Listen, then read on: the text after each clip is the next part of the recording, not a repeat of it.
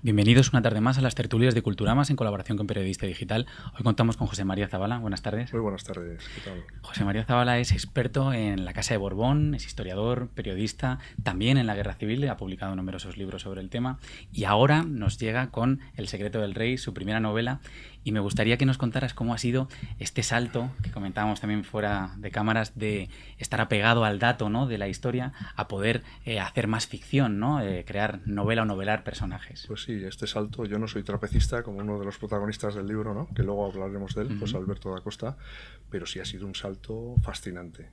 A mí me encanta escribir, siempre me ha gustado. De pequeño quise ser periodista porque me gustaba escribir. Y bueno, después de tantos años en el ensayo, pues ha sido un salto, un triple salto mortal que afortunadamente ha salido bien. Yo estoy muy contento, muy satisfecho, y las personas que han leído de momento pues la novela y me han llegado a los oídos pues también lo están, ¿no? No se puede pedir más. Desde luego la historia tiene una primera virtud que es que parte de un hecho real, la muerte del infante Alfonso, una muerte accidental, que a partir de ahí empieza, accidental o no, ahí es donde está la trama, Bueno, y empezamos con la novela. Y eso es lo que me gustaría que comentáramos. ¿Cómo juegas con los hechos reales, con los acontecimientos reales y los ficticios? ¿Cómo los mezclas en este cóctel histórico?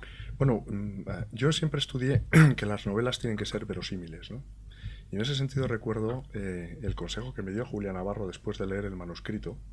Me dijo: José María, tienes que poner una advertencia del autor al final. Porque, oye, yo iba por la página 350 y pensaba que todo lo que estabas contando aquí había sucedido de verdad. De manera que son una mezcolanza de hechos y de situaciones en las que yo me he sumergido, yo he visualizado perfectamente a los personajes, ¿no? Es un thriller cinematográfico, porque visualizas a los personajes, las situaciones, y bueno, únicamente yo y unos pocos podemos darnos cuenta de dónde está el 100% de la ficción. Bueno, no existe el 100%, ¿no? Yo diría que hay un 95% de ficción y un 5% de realidad, como tú decías. Está basado en dos hechos fundamentales. Uno es el accidente, el suceso luctuoso acaecido en Estoril el 29 de marzo de 1956. Están jugando en Villa Giralda, la residencia de los condes de Barcelona en el exilio. Con tan mala fortuna, es una mala jugada del destino, que Juan Carlos, con una pistola Long Automatic Star del calibre 22, está jugando. Él tiene 18 años, disfruta de un permiso militar en la Academia de Zaragoza y está jugando con su hermano, como tú muy bien sabes, porque sé que te has leído la novela y además tú eres historiador y estás muy versado en estos temas. Está jugando con su hermano Alfonso, que está a punto de cumplir 15 años, y se le dispara el arma creyendo que estaba descargada y le asesta un disparo en la frente, ¿no? Aquello es un hecho muy doloroso para la familia real, que yo tuve oportunidad de investigar hace 15 años, entrevistándome con personajes, bueno, de aquella época, ¿no?, que acompañaban mucho a don Juan, como Gonzalo Fernández de la Mora, Torcuato Luca de Tena, Íñigo Cabero, Fernández de Miranda, etcétera, ¿no? Y a partir de ahí lo que hago es construir una ficción. ¿Cómo? Y esto sí que es ficción, claro, como si se hubiese tratado de un crimen. A partir de ahí se ponen en marcha las policías de Portugal, de Oliveira Salazar, estamos en el régimen y en el régimen de Franco, y José Alberto da Costa y Julio Mora, por parte del gobierno de Franco, van a llevar a cabo la investigación, la operación Giralda, que les va a conducir, bueno, por una serie de... Una investigación que va cobrando enteros a medida que avanza la novela, porque ahí hay una primera parte quizá también muy cinéfila, no solo cinematográfica, sino cinéfila, de la vida en Estoril, del entorno de don Juan, de su familia, de las personas que viven allí, pero va cobrando enteros esa parte de thriller, esa investigación, y además va cobrando enteros la otra parte, que es los grupos de oposición, podríamos decir, a la monarquía, como por ejemplo los anarquistas. Uno de los hilos maestros de la novela es una investigación magníficamente llevada, tanto por los personajes como por el autor, en definitiva por el autor. Sí, Eh, porque no existió nunca esa investigación, claro. claro, claro, es una invención completa, pero cómo van tirando del hilo y cómo aparecen los magnicidios, cómo aparecen las sociedades secretas, unos temas que interesarán mucho a los lectores. Sí, sí, bueno, la verdad es que a partir de ahí uno da rienda suelta a la imaginación y empiezan a suceder un montón de cosas, ¿no? Empezando porque, y eso está basado en un hecho real, José Alberto da Costa, que se llamaba en la realidad de otra manera, era un agente de la policía secreta portuguesa infiltrado en Villa Giralda. porque es increíble, pero tenía sus agentes, ¿no? Y Franco contaba con sus confidentes en Villa Giralda que le hacían informes. Yo recuerdo ya para un ensayo que exhumaba uno de esos informes, ¿no? En concreto sobre la infanta Pilar. Es decir, Franco tenía sus espías en Villa Giralda, ¿no? Con lo cual eso ocurrió de verdad, ¿no? José Alberto da Costa, que es un personaje con el que yo me he encariñado mucho. Se empatiza mucho Un personaje nostálgico, un gran romántico, ¿no? Un amante de los amores difíciles, ¿no? Como un trapecista del amor, ¿no? Que fue trapecista en la ficción del Circo Price y que, igual que Burr Lancaster, sufrió un mal día, una caída que a punto estuvo de costarle la vida, y a partir de ahí, bueno, pues se enroló en la policía secreta, en el PIDE, portuguesa, y bueno, y sobre sus espaldas recae nada más y nada menos que la investigación de una misteriosa organización criminal que está detrás, en la ficción, de la muerte del infante Alfonso. Y todos los acontecimientos que se narran aquí, o muchos de los acontecimientos que, si bien no son ciertos, están tan bien contados y son tan verosímiles. Comentábamos fuera esa frase de Víctor Hugo, ¿no? De que la ficción o los hijos de la historia pueden ser bastardos siempre y cuando sean bellos y verosímiles. Aquí lo son, y además todo eso ocurre por tu gran conocimiento, precisamente, no solo de la historia de ese periodo, sino de la Casa de Borbón. A mí me gustaría que uno de ellos que ocurre puntualmente y que aparece en un momento dado es el caso del clérigo Almaraz, que me parece que es una historia fantástica y que puede atraer mucho, porque uno de los personajes está a punto de utilizar esa información en un momento dado, pero no se atreve finalmente a hacerlo.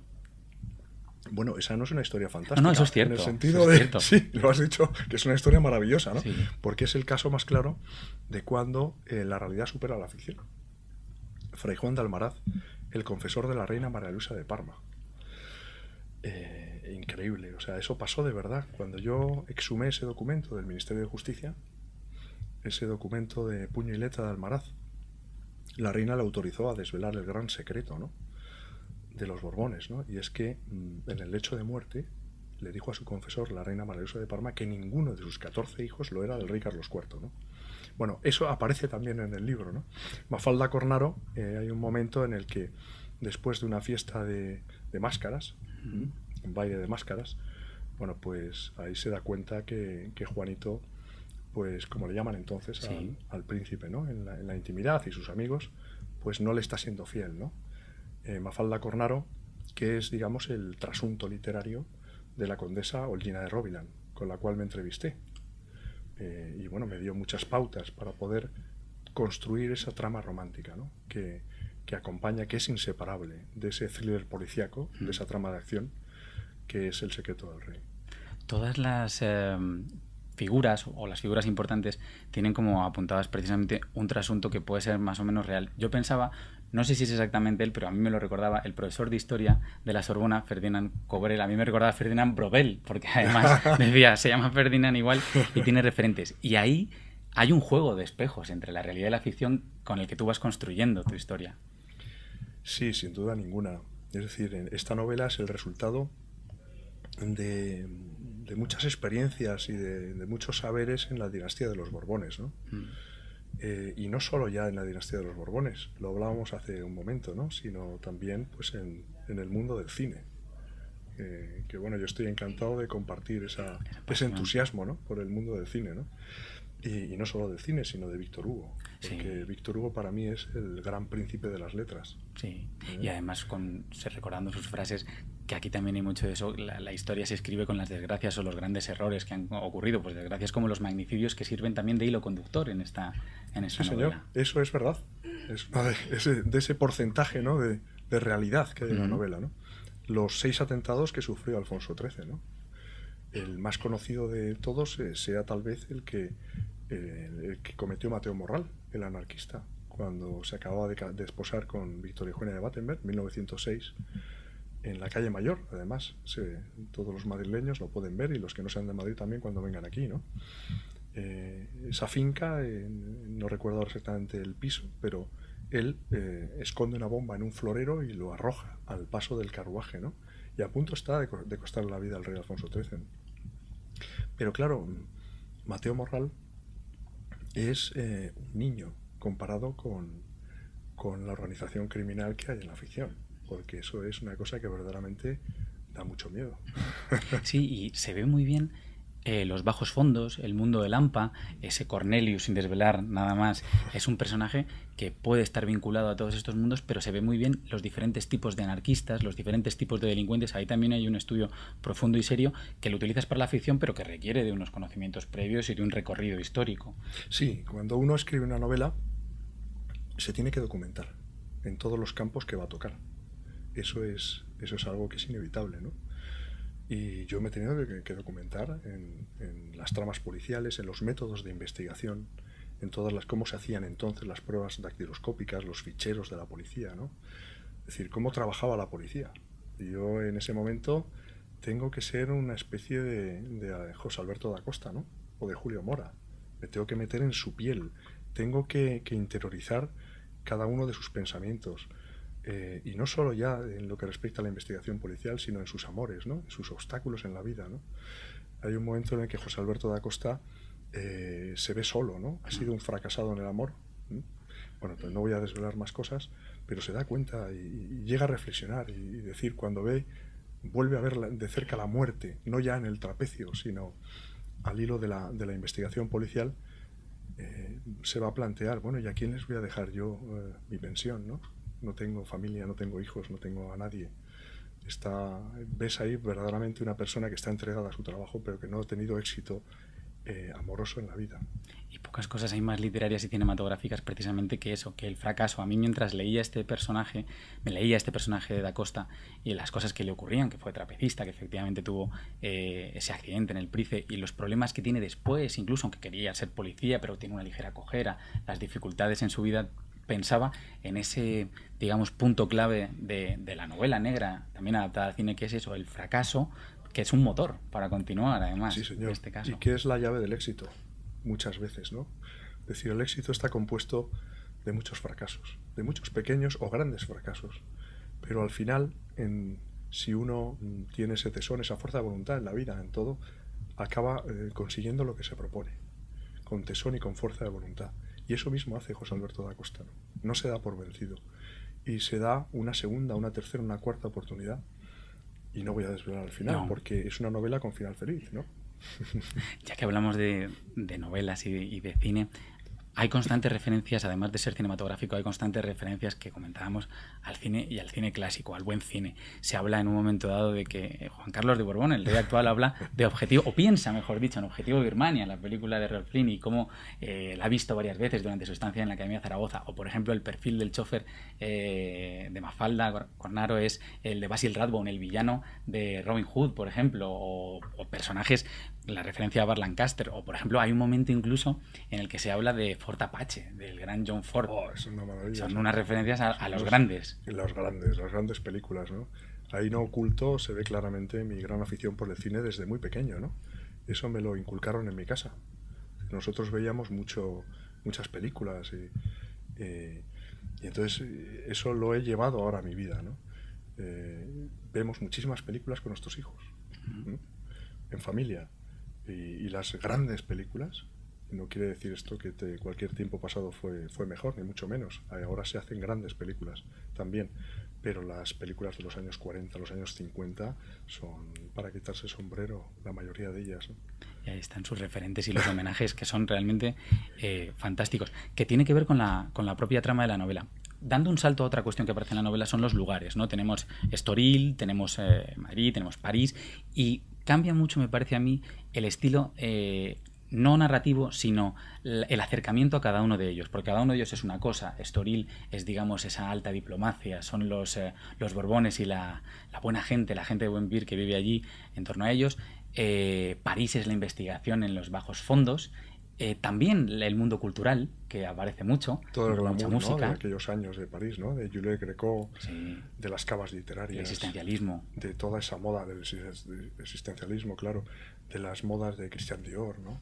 Y todo eso tiene un colorido impresionante, ¿no? Eso desfila por la novela y es, digamos, el último tercio de la novela, ¿no? sí. Pero claro, antes hay que describir Villa Giralda en aquellos años, ¿no? Cómo decir, acercarse a las entrañas de la familia real española en Villa Giralda, ver cómo respiran, cómo se mueven. Eso, lógicamente, está basado en los hechos reales, en los conocimientos que yo tengo, ¿no? De aquella época. toda esa parte en la que yo no vivía, pero que los tengo, los No, no, desde luego. Precisamente sobre eso te quería preguntar, que también lo comentábamos antes. No solamente importan los documentos de Don Juan o del futuro rey o los documentos oficiales o incluso los de Alfonso XIII, sino los del ayudante de cámara, que decíamos, el ayudante de cámara, la sirvienta, la criada, el ama de llaves, pues el personaje que les enseña a los niños, ¿no? Esa mujer que enseña a los niños. Todos estos personajes nos acercan a la realidad cierta de la vida en Villa Giralda. Sí, es como una especie de la serie esta Gran Hotel, ¿no? Pero vista pues desde el punto de vista, valga la redundancia, pues del mayordomo, del ayudante de cámara, de la cocinera en Estoril, porque había una cocinera, ¿no? De los asesores, de los consejeros de Don Juan de Borbón. Es decir, vas viendo realmente los entresijos, ¿no? De Villa Giralda, cómo funciona, cómo respira por dentro, ¿no? La familia real española que tantos años estuvo ahí en el exilio. Uh-huh. Y yo creo que en ese sentido es importante, ¿no? Que el lector conozca cómo vivía, y luego las relaciones, por ejemplo, de Don Juan con Nicolás Franco, Exacto, con el embajador, ¿no? de España ahí entonces en Portugal, que era muy amigo de Don Juan, ¿no? Y que se prestaba pues a confidencias. Sí, hay momentos, efectivamente, en que hay confidencias importantes. Y la pequeña historia y la gran historia, porque algo que se puede ver muy claramente es cómo se aprende la historia de esos años 50, los principios generales del movimiento, cómo el franquismo aprueba la ley de sucesión en la jefatura del Estado, cómo efectivamente obliga a que Juan Carlos el Infante venga a educarse a España, mientras que Don Juan, después del famoso manifiesto de Lausana, donde han creado tanto conflicto, se quede fuera. Es decir, que englobas la pequeña historia y la gran historia relacionadas entre sí. Sí, sí. Pero es, antes de nada, un thriller, es una novela policíaca. Una novela negra, al mismo tiempo con muchos tintes de romanticismo, ¿no? Porque lo supo. No es porque sea un recurso, ¿no? Sino porque es, como decía, una de las dos grandes patas, ¿no? Que conforman esta creación literaria, ¿no? La trama de acción y la trama romántica, ¿no?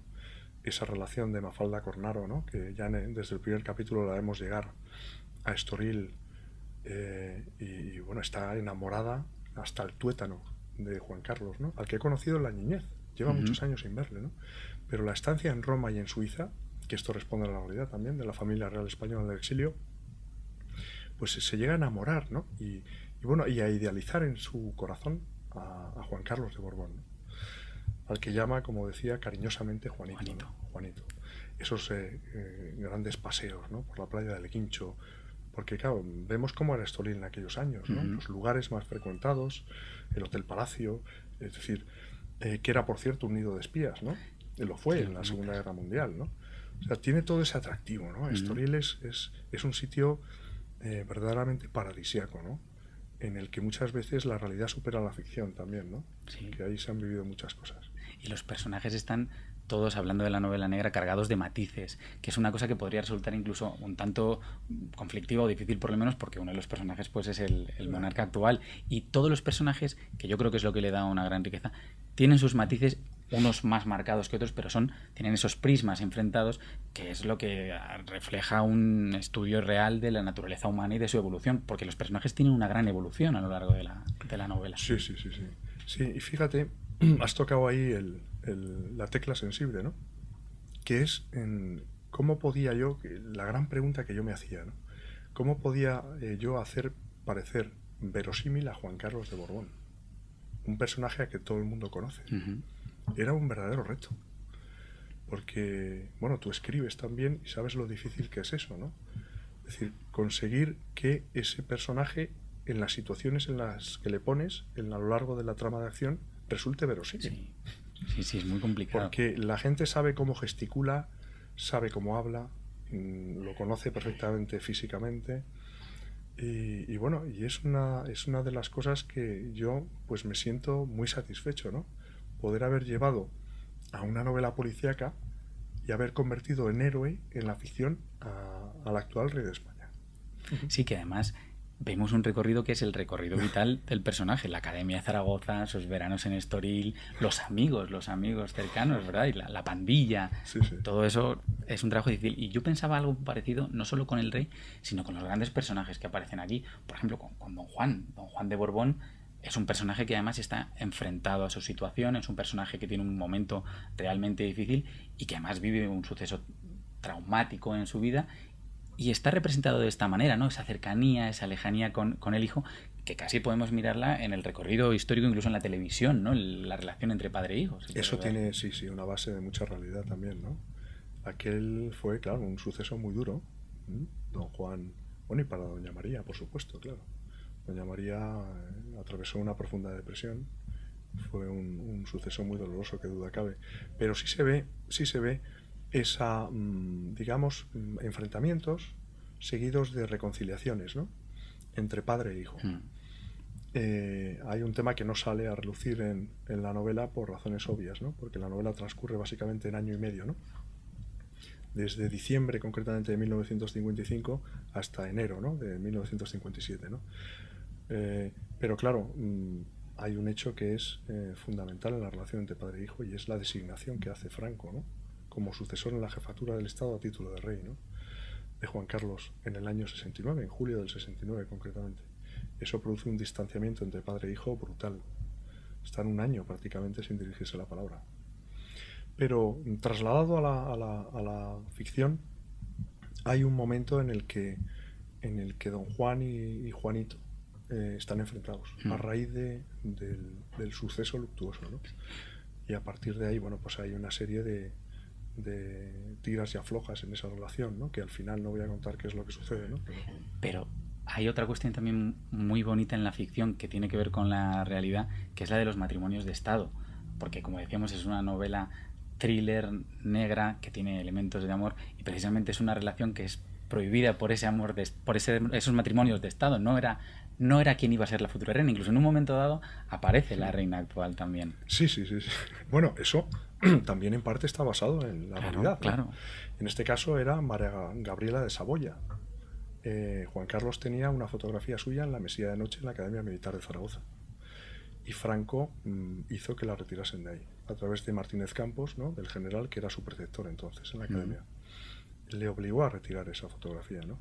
Esa fotografía en la ficción es la fotografía de Mafalda Cornaro, Claro, ¿no? claro. De la protagonista de la novela, ¿no? Pero sí, qué duda cabe que hubo ahí una interferencia, ¿no? De Franco, porque tú lo decías hace un momento. Franco tenía la sartén por el mango con su ley sucesoria de 1947, que le facultaba para nombrar a su sucesor a quien le diese la gana, ¿no? Como así hizo, ¿no? Y en ese sentido, desde que tras la entrevista en el Azor, ¿no? Entre Franco y don Juan, se decide que Juan Carlos venga a España a educarse, ahí en ese momento tuvo que aceptar Juan Carlos y don Juan todo lo que dijera Franco, ¿no? Claro. Y de ahí las tensiones personales y las dificultades para llevar adelante esa situación, ¿no? La de formarse en Madrid o en Zaragoza e ir los veranos allí a Estoril, donde está todo ese mundo. Me gustaría también que nos contaras cómo fue la organización, la estructura de la novela, porque como os decía al principio, para retomar eso, a medida que avanzamos, mi percepción como lector es que va ganando enteros la trama negra, va ganando enteros la investigación policial, los detectives son los verdaderos protagonistas, Da Costa, Mora, sus jefes, y cómo además tienen que pelear con el mundo institucional, es decir, con la policía, con la corrupción, con esas sociedades secretas, con las finanzas, con todas estas cuestiones. Creo que ahí hay dos momentos de la novela que se compensan muy bien. Sí, o sea, yo hace 15 años, cuando investigué la muerte del infante Alfonso, me di cuenta que ahí había un auténtico thriller, una novela negra, una novela policíaca, ¿no? No tuve la menor duda, y a partir de ahí pues empecé a darle vueltas a la cabeza, a ver si algún día me lanzaba a hacer esta ficción, ¿no? Cómo así ha sido. Y efectivamente, la novela tiene un gran peso toda la parte de acción, ¿no? Ahí el lector va a descubrir cómo trabajaban las policías entonces, ¿no? No solo ya la policía portuguesa, ¿no? La policía española, la Interpol, por ejemplo, la policía francesa, ¿no? Y en Estados Unidos también citas el Estados FBI, Unidos, ¿no? hablas... Es decir, el Estados Unidos, ahí nos vamos también con la acción a Estados Unidos. Sí. Es a propósito de la muerte del príncipe de Asturias, de Alfonso Borbón y Battenberg, ¿no? Que no muere de esa manera, muere en parte de esa manera, porque muere tras un accidente de coche, ¿no? Al ser hemofílico, Al que tú y ¿no? yo hubiéramos sobrevivido, pero él era hemofílico. Pero claro, ahí yo fuerzo la situación y doy rienda suelta a la imaginación. No, pues una y al final, bueno, aquello es un asesinato, ¿no? En la ficción.